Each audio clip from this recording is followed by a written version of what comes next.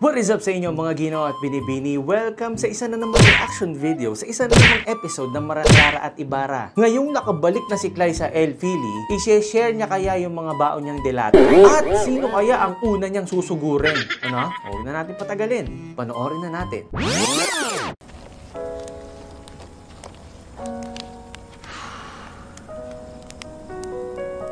Hoy! Fidel, ano nangyari, boy? Pinabayaan mo naman masyado yung sarili mo. Grabe, dinamdam niya masyado yun. 13 taon na ang lumilipas. Ha? 13 taon ka na hindi nagpapagupit. Don't tell me, hindi ka pa rin naliligo. Ibang usapan niya, Fidel. Huwag kang gagawa ng maling kilos. What? Pakita ang iyong sidula.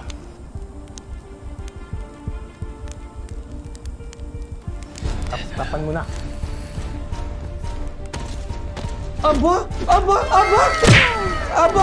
Aba, teka lang guys ha, teka lang ha. Ang laking improvement ng action si Fidel ha. Juma-Jackie Chan na yung ating bida. Nagulat ako ha. Yung huli kong alaala dito parang alam niya dun sa presentation na, ay, tigil mo yan. Ngayon, puma-flying kick ka na, Fidel ha, in fairness. Aba, yan ang action scene. Uy!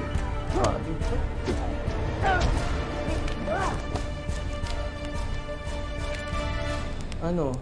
Naku, go! Ang aking kaibigan! Back up!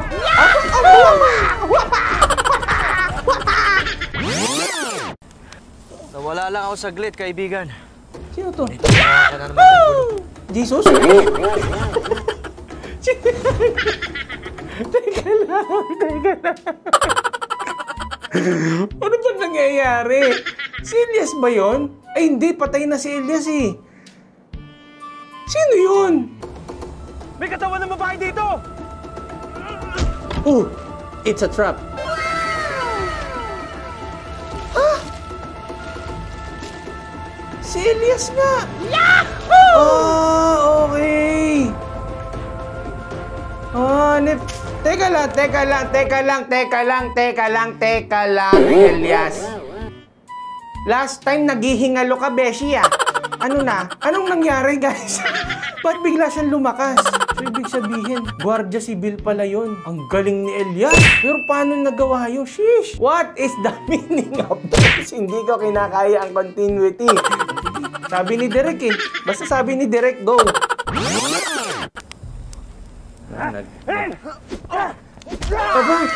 Aba, buhay pa. Lumalaban pa. Punta kayong bumangon, masusunog. Mawa ka! Upo. Elias, huwag mo naman patayin. Patakboyin mo na, Pilipino din yan, oy. Kamatayan sa lahat na mapang-api. What? Tiro de Misericordia. No! Oh my gosh, ano yan? Ginawa nyo namang peking duck yung mga Guardia Civil. Grabe naman, ang brutal naman nun. Ganun naka-cold, Ginoong Fidel. From pa-baby Fidel to murderer Fidel na talaga. Pinarir na talaga ni Fidel ang pagpatay ng tao. Kanya, nangyari sa'yo, bata. Clay, ikaw lang ang kailangan nito ni Fidel. Si Elias, ganyan na talaga. Wala tayong magagawa dyan kay Elias, ganyan talaga yan. Yun, tinransport na ng alien. Kunwari, wala akong masyadong nakitang effects na. Kunwari, okay. Sige. Naka-stop motion ba sila? Ba't di nagalaw yung nasa likod? What? Ano nangyari? Nandito na ba ako? Sino magpe-play? Naka-pause? Mukhang nandito na nga ako. Yahoo! Ay, teka. First things first. Ayan. Sabihin mo, selfie. Ay, matindi at talagang Ayan. turista yard. Ba't tinagalaw? Frozen in time? Bahala na nga kayo dyan, babu. Don't tell me, bet mo yung suot ni ate. Ate, sorry may kailangan ako sa'yo. What? Ano? Ayun, gumagalaw! Mrs. Marissa, nangyari sa kanya? Ano? Teka lang. Masakit ang ulo ko. Wala bang pwede magpaliwanag kung ano nangyari doon? Hinubaran niya ng hindi nagalaw. Naisuot niya yun. Tapos nakapagpalit ng damit. Tapos dumaan lang yung isang tao. Gumalaw na lahat. Ah, ano daw? Aray ko. Ang sabi sa nobela, nandito raw si...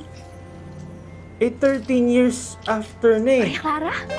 Andyan pa kaya si Clarita? Di ba graduate na siya sa monastery by that time? Ano ba? Tao po! Doorbell! Wala ba doorbell dyan? Puro si Ibarra naman ang nasa utak mo. Nandiyan ka sa monasteryo. Di ba dapat focus ka sa pagiging madre? Aba, talagang nagpantasya pa si Bakla. Kailangan ko po talaga makausap si Maria Clara. Nakikiusap po ako sa inyo kahit sandali lang. Por favor.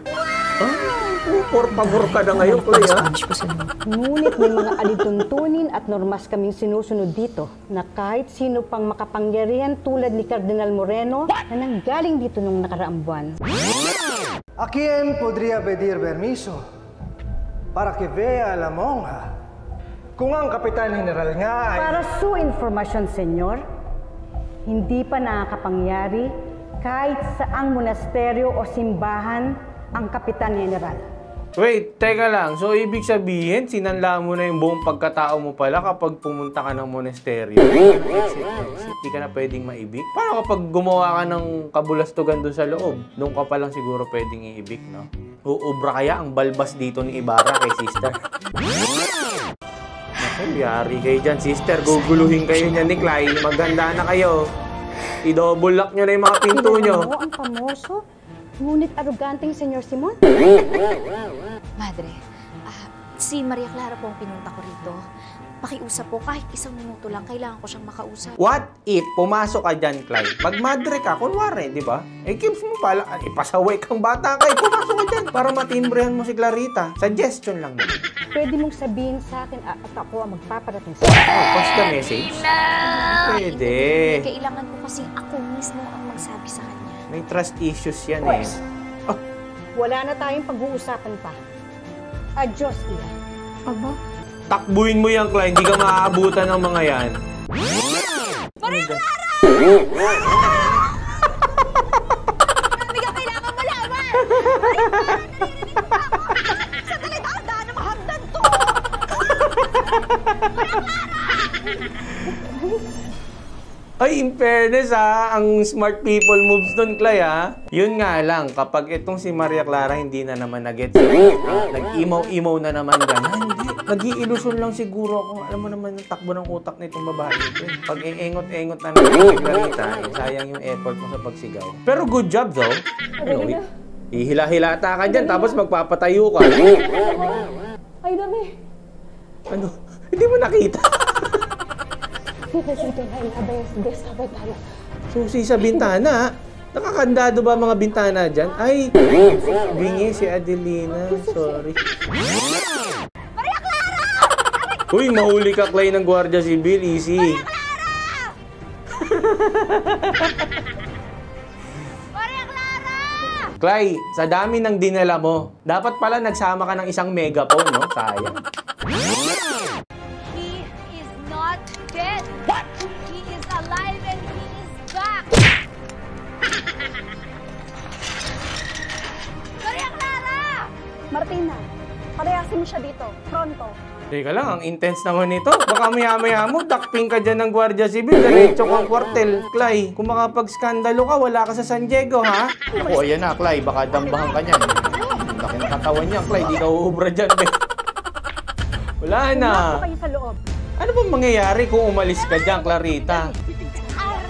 Naku, Clay. Ano nga po, aalis na.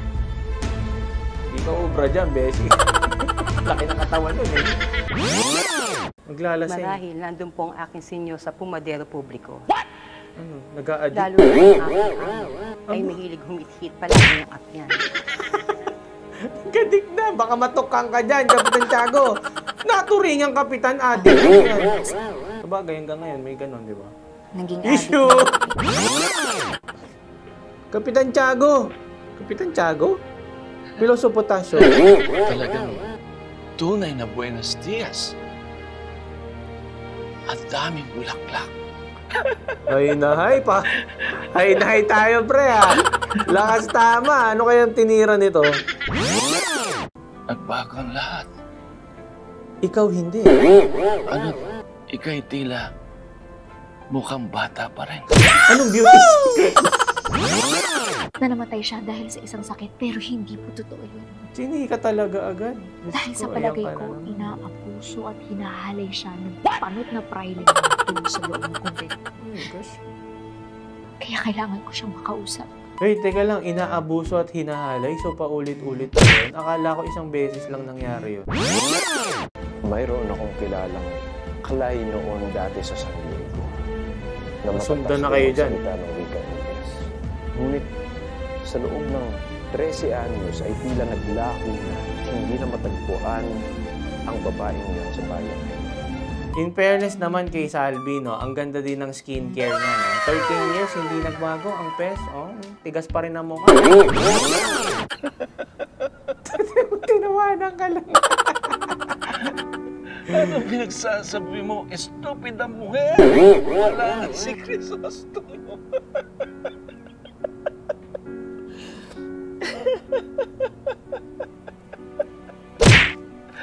Good shit, pare. Good shit, ha? Yung tinira mo, Kapitan Tiago. Love trip, oh. Wala na ang anak. Wala na siya. Wala na siya.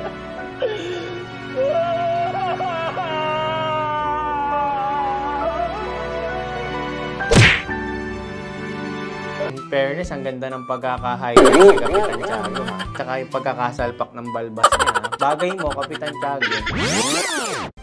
Bueno, matapos magdasal ni Maria ay papuntahin mo siya sa sala de reception. What?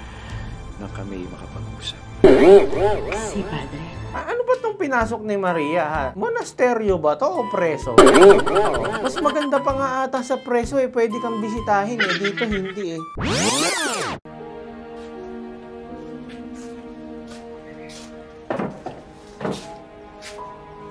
Sino sa inyo dito na tinatawag ng mga praile na El Diablo? Ang aking kasama. Fidel, alam mo yung look mo, ano, papunta ng Washi Lane. Ganyan. F4.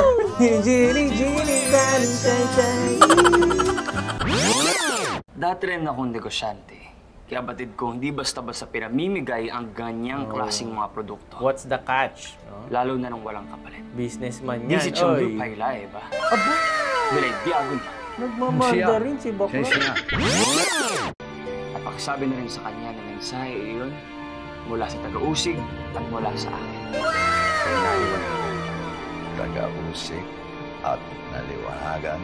May pa-codename pa kayo nalalamang dalawa. Magpagupit nga kayo. Habang bukas na barbershop ng 13 years at kayo ba hindi nagpapagupit?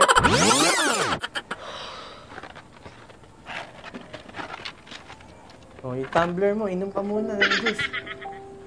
Sosyal! Yahoo! Ano ba yan? Hydro Plus ba yan? Aqua Plus? Thermos? Ano bang ano yan? Wala bang product placement yan?